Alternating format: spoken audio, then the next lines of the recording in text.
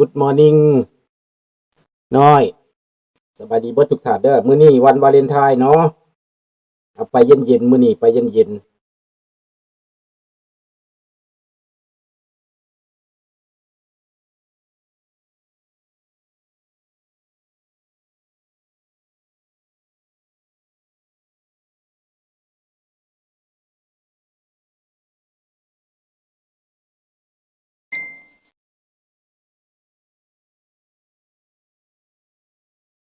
มีเพลงชาติเพิ่นแต่งมาให้ใหม่นี่โอเคอยู่เด้ประกอบมาให้ใหม่นี่โอเคอยู่เดี๋ยวเพลงชาติก่อนเนาะแล้วจังไปวาเลนไทน์เนาะ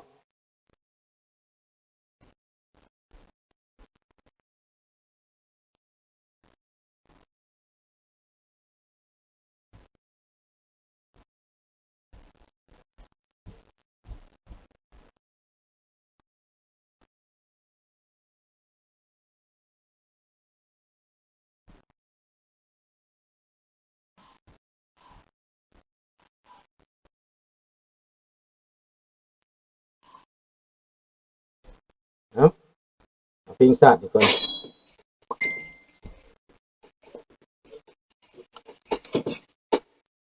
Goodbye. เดี๋ยวก่อนเด้อได้ละ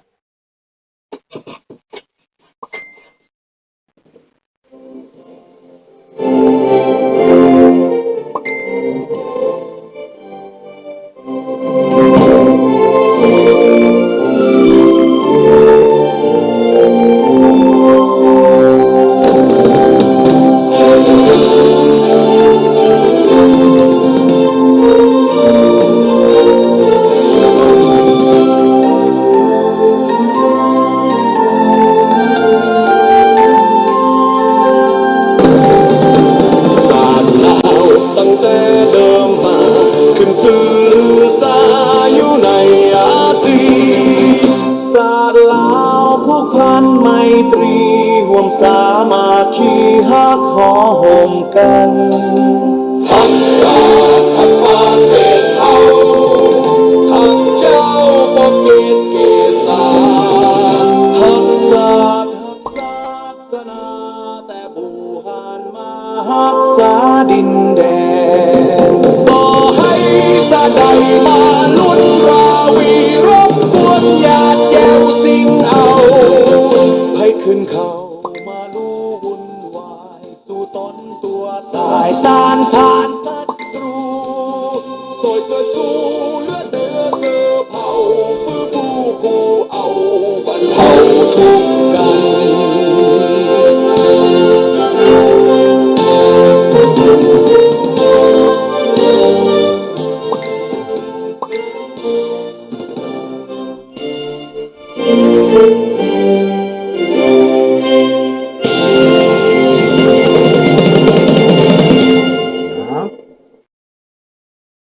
วันนี้เอาวาเลนไทน์เนาะวาเลนไทน์ไปอยู่ไสละบัดเอาวาเลนไทน์ของลุงก่อนมื้อนี้14 กุมภาลมหนาวพัดต้องหัวใจอายกับน้องฮักกันมาหลายสิบปีบอกเคยจางผ่านฮ้อนผ่านหนาวผ่านเรื่องราวมากมายยังจับมือกันไว้บ่เคยปล่อยให้ห่างเหินความหักเขาสองคนสร้างมาจนเป็นตำนานเป็นแบบอย่างให้ลูกหลานได้เห็นหักยืนนานการเวลาหมุนเวียนเปลี่ยนไปตามวันวานแต่หัวใจสองเฮายังมั่นคงคือเขา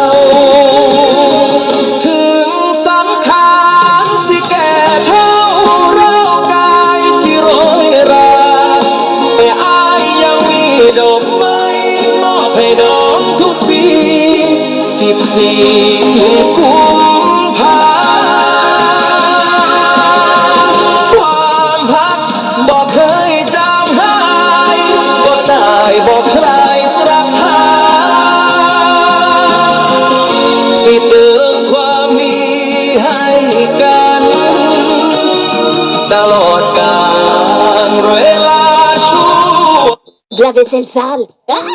Dans Power Wash, élimine 99% de graisse et de crasse en 2 fois moins de temps. Oui, Il absorbe les graisses 5 fois plus rapidement et remplace même plusieurs produits de nettoyage. Vite sur ses patins. Dawn Power Wash, un meilleur dégraisseur.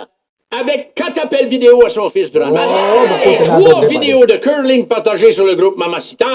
กำลังล่องมวนโฆษณา ตลอดกาลเวลาชั่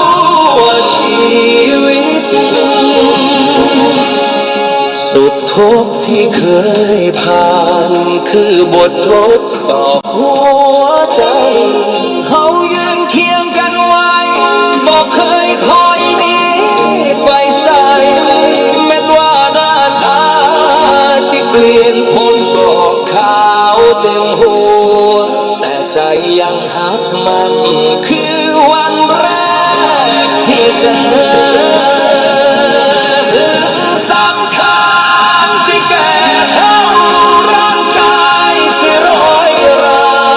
แต่อายยังมีดอกไม้มอบให้น้องทุกปี14 ทางบอกเคยจางหายบ่เคยบอกเคยเสียใจสิเติมความดีให้กันตลอดกาลเวลาชั่วชีวิต ดอกไม้ช่อนี้เป็นคำสัญญาจากใจความรักของคนเท่าคืนปงหรือว่าคือวัยหนุ่มสาวแต่มันคงยืนยาวบ่มีวันเลือนหายสิหักกันจนวันสุดท้าย ของลมหายใจเฮาสองคน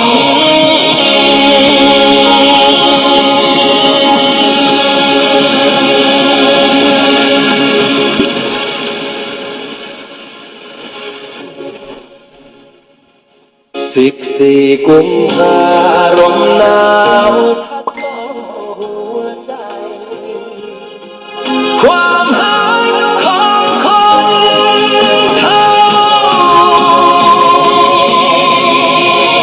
ยังบอกว่าคือวัยหนุ่มสาวแต่มันคงยืนยาวบ่มีวันเลือนหาย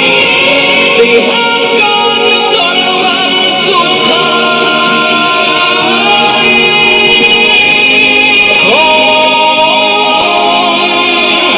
ายใจเฮาสองคน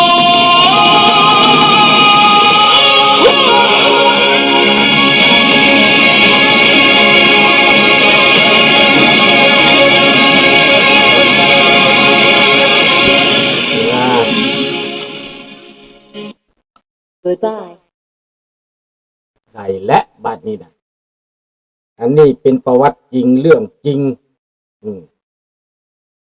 ประวัติจริงเรื่องจริงเด้52 ปีพอดีลูกหลาน Happy Valentine to me and to my family to my wife เนาะแต่สุขสันต์วันเกิดเพื่อตัวเองและครอบครัวลูกเมีย52 ปีผ่านมาผ่านร้อนผ่านหนาวมายังมีหน้ามีตามาเว้าสู่ลูกสู่หลาน ยังมีฮับแฮปปี้วาเลนไทน์ให้ลูกให้หลานอันนี้แหละพี่น้องมื้อนี้ก็ขอ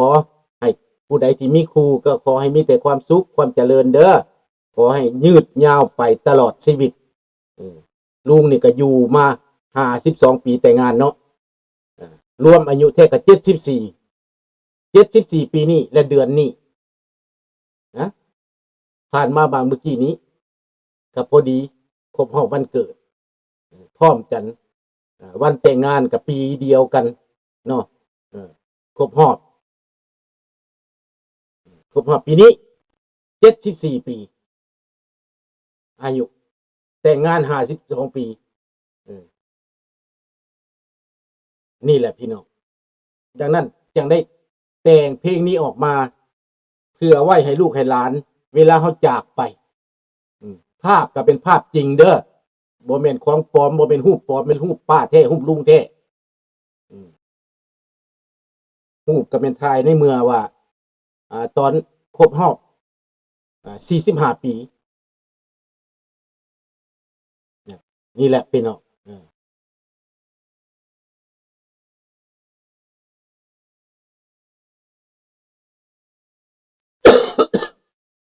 มีหลายเพลงแต่ว่าเฮาบ่สามารถเอาออกได้ของ YouTube คนอื่นเนาะ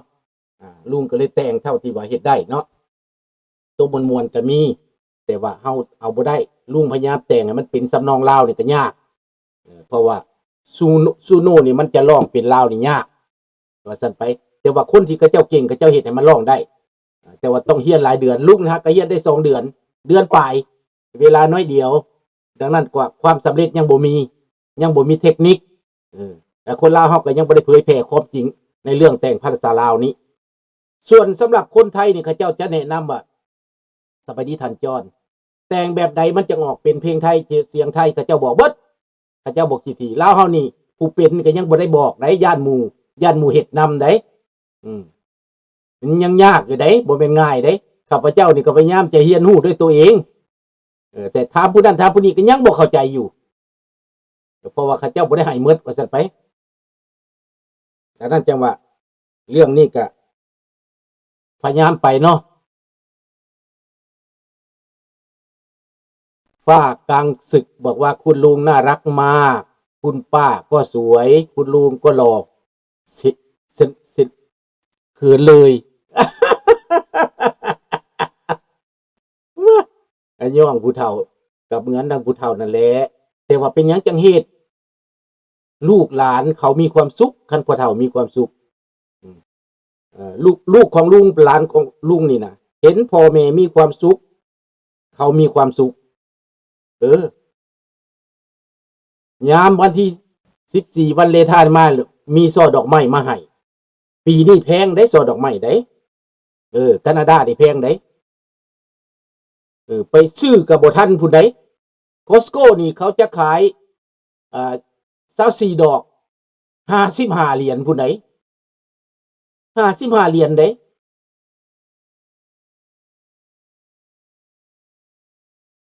ครับคนลาวรุ่นใหม่เขาคุยกันรู้เรื่องค่ะขอบคุณมากครับ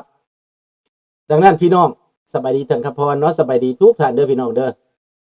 ดังนั้นเพื่อให้ลูกหลานอยู่เมืองลาวได้เห็นคือทอนนี่เกิดมาเนี่ยเกิดบ่ท่านลุงแต่งงานนี่อาจจะบ่ท่านเกิดซ้ำทอนนี่นะเราก็ยังสนใจแต่ลูกหลานของลุงนี่บางคนบ่สนใจเด้สนใจแต่เงินขอเงินแน่คันผู้ใดบ่ได้เงินนำบ่ฮักเด้เขาบ่ฮักเฮาเด้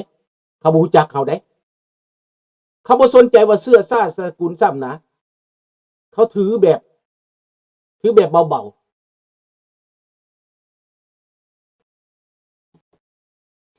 เขาลืมที่ว่าเฮาได้ฮักได้แพงได้ดูแลเบิ่งแย่งเขาลืมแล้วเขาบ่เข้าใจแล้วเขาเงินเป็นใหญ่แล้วก็ส่วนตัวเป็นใหญ่ผู้มือนี่ตัวไผตัวมันแต่เฮานี่ยังคิดถึงเขาแต่ถ้าทุกคนบ่ได้รับผลประโยชน์จากเฮานี่เขาจะบ่ฮักเฮาได้ลูกหลานอยู่เมืองลาวเป็นแบบนั้นเด้ออยู่ลาวดอกละ 15,000 บาทเดี๋ยวนี้อยู่นี่แพงเด้อ